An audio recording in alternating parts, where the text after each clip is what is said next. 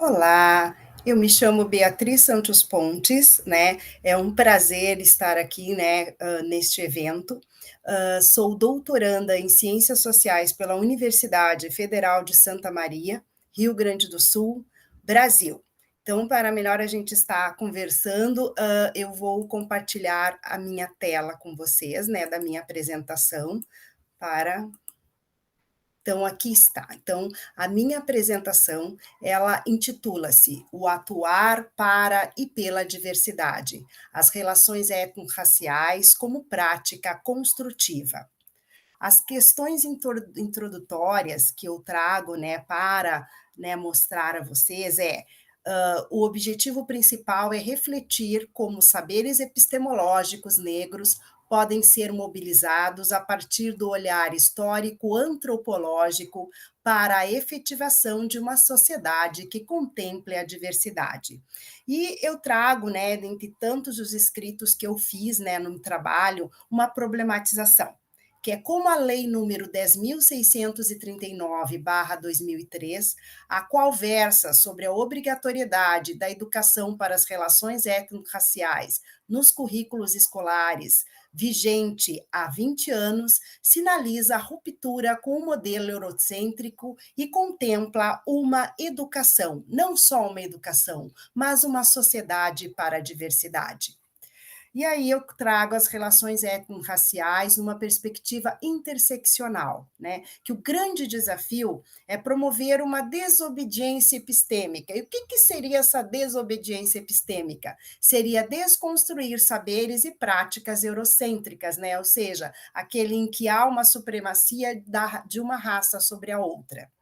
E aí eu coloco também, né, que é importante considerar o estudo da África do passado e do presente sob uma perspectiva histórica, geográfica, cultural e política.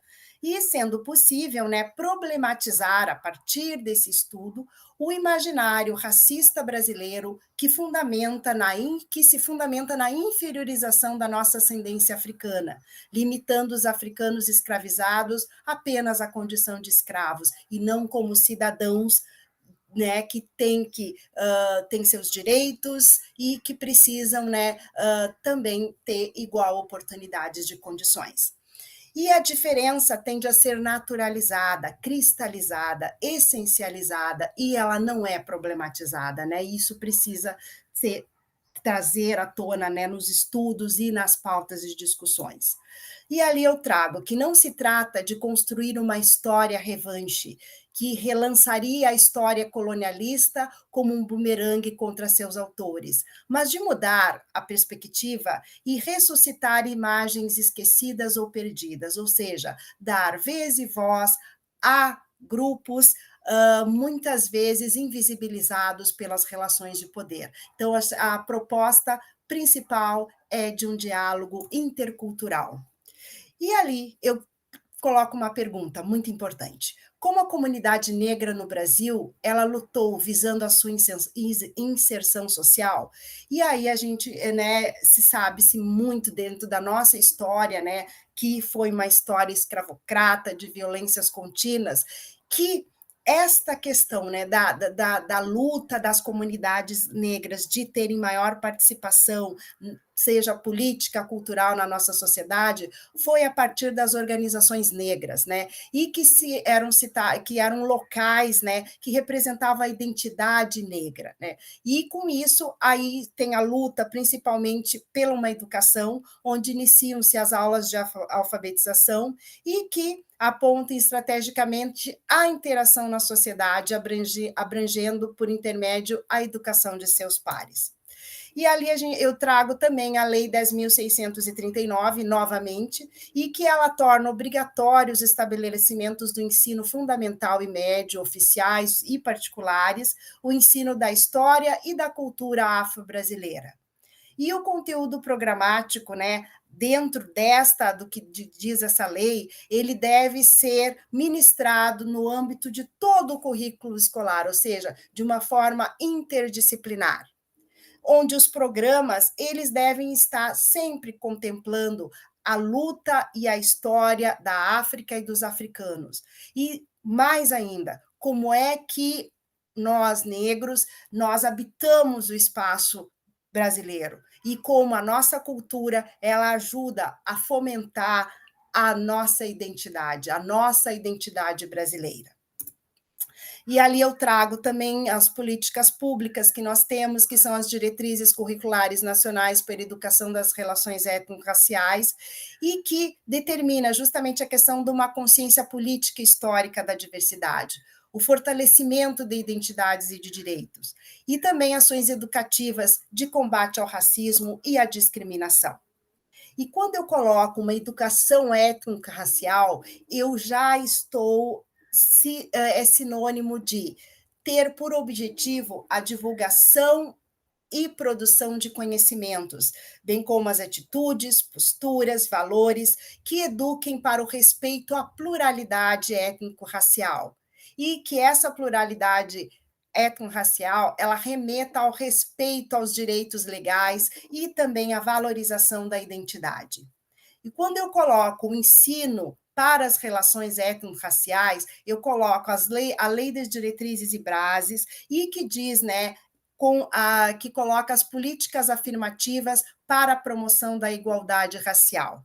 E quando também no campo da educação há uma inovação, né, se anunciou, né, e que convoca justamente não só os professores de história, mas todos os professores para redimensionar as suas práticas pedagógicas, tendo tendo em vista que essas levem à promoção de ações e reflexões e que levem à justiça social e à cidadania, né? E aí a gente trata isso como um movimento pedagógico, ou seja, uma educação para a igualdade étnico-racial. E quando eu coloco aqui o que são epistemologias negras, né? Então, essas epistemologias negras, elas são tidas como saberes forjados pela intelectualidade negra a partir das escrevivências e das epistemologias não presentes no cotidiano da produção acadêmica eurocentrada, ou seja, balizada sempre pelaquela cultura do branqueamento. E são saberes ancestrais, afrodiaspóricos, pedagogias contra-hegemônicas, né? E quando se incorpora as epistemologias negras, não só na educação, mas na nossa sociedade, a gente ajuda a promover uma compreensão mais completa e justa da história, da cultura e da contribuição das comunidades negras, fazendo com que a gente tenha o plano de justiça social realmente que ele seja colocado em ação. E aqui eu trago também a influência negra na nossa cultura, seja na dança, seja nas brincadeiras, seja na culinária. Então, o Brasil, o nosso país Brasil, ele tem uma forte influência da cultura afro. E ali eu trago justamente a questão da filosofia Ubuntu, que enfatiza a interconexão de todas as pessoas com um princípio fundamental. E a gente tem as religiões de matriz africana, a música afro-brasileira, a cosmovisão afro-brasileira, que é a valorização da negritude, que busca empoderar a identidade negra, que cada vez mais a gente se fortalece com relação desse empoderamento, e as relações entre a cultura brasileira e a cultura africana.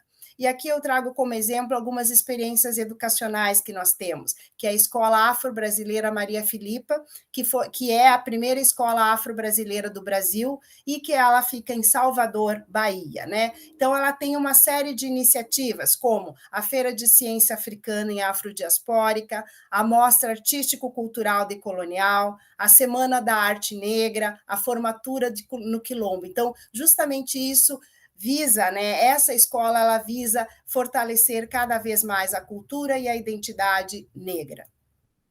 E ali, quando eu coloco por uma educação que contemple a diversidade, então eu coloco uma sarge, né? Na escola conheci as letras, números e equações, mas educação básica mesmo, só em casa. Então, a importância de a educação ela está entrelaçada com a sociedade e de trazer essa cultura, essa diversidade para a escola. E justamente assim que se desenvolve identidades e assim como que se promove uma educação e uma sociedade que valorize a diversidade e que seja cada vez mais equânime com relação aos direitos da cidadania. E aí eu trago para refletir, né? Eu trago a Bell Hooks e que diz: a academia não é o paraíso, mas o aprendizado é um lugar onde o paraíso pode ser criado e onde a sala de aula, o universo da sala de aula deve oportunizar trabalhar pela liberdade. E assim a gente coloca, né, a importância de cruzar fronteiras para transgredir.